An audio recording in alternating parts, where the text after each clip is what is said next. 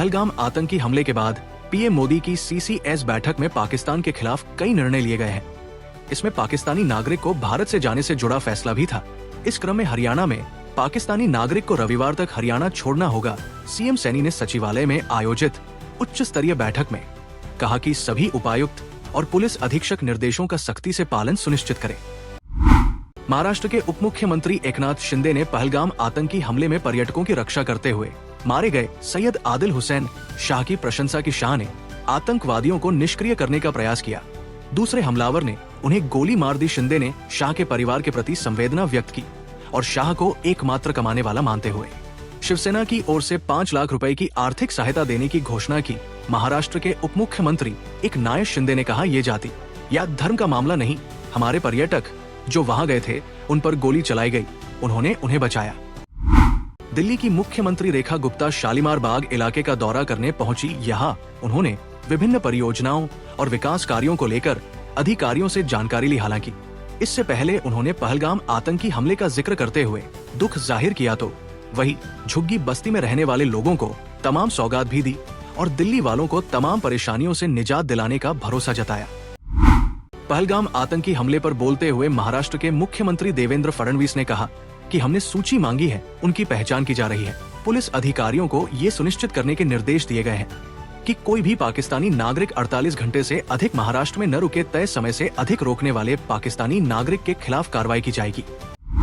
दिल्ली के नवनिर्वाचित में राजा इकबाल सिंह ने दिल्ली वासियों को बड़ी राहत देते हुए कूड़ा उठाने के एवज में लगने वाले यूजर चार्ज को वापस लेने का ऐलान किया है। ये फैसला केवल रिहायशी संपत्तियों पर लागू होगा, जिससे दिल्ली वालों को सालाना 600 से 2400 रुपए तक की बचत होगी।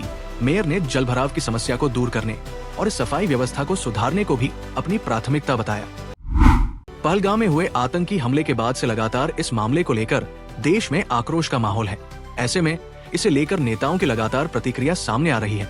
वहीं इस बीच पहलगाम आतंकी हमले पर बोलते हुए कांग्रेस नेता मुमताज पटेल ने कहा, हम सभी एकजुट हैं और केंद्र सरकार जो भी फैसला लेगी हम उसका समर्थन करेंगे। ये घटना नहीं होनी चाहिए थी। सुरक्षा में चूक हुई और हम बेहतर कर सकते थे। हमें उम्मीद है कि सरकार कड़ी कार्रवाई करेगी। पहलगाम आतंकी हमले पर बोलते हुए महाराष्ट्र समाजवादी पार्टी के अध्यक्ष अब्बू आसिम आजमी ने कहा, ये बताया जाना चाहिए कि क्या वहां कोई सुरक्षा चूक हुई थी। पहलगाम से आए लोगों का कहना है कि वहां सुरक्षा चूक हुई थी। पहलगाम में जिस तरह से लोगों की हत्या की गई उसकी देश के सभी मुसलमानों ने निंदा की है और मांग की है कि उनके खिलाफ कार्रवाई की जानी चाहिए। पहलगाम आतंकी हमले और दोनों देशों के बीच व्यापार पर पड़ने वाले प्रभाव पर केंद्रीय वाणिज्य एवं उद्योग मंत्री पीयूष गोयल ने कहा कि भारत को पाकिस्तान जैसे आतंकवादी देश के साथ व्यापार संबंध रखने में कोई दिलचस्पी नहीं है। भारत में ऐसी कोई जगह नहीं होगी जहां पर आतंकवाद को पनपने देंगे। पहलगाम आतंकी हमले पर पूरे देश में आक्रोश है। ऐसे में इस मामले को लेकर आंध्र प्रदेश में कांग्रेस और बीजेपी नेता के बीच बहसबाजी देखने को मिल रही है। कांग्रेस प्रमुख शर्मिला ने इसे लापरवाही करार देते हुए कहा कि बीजेपी और आरएसएस इसे धार्मिक रूप दे रहे हैं। शर्मिला के बयान पर पलटवार करते हुए बीजेपी नेता यामिनी शर्मा ने उन्हें ओपन चैलेंज दे दिया है।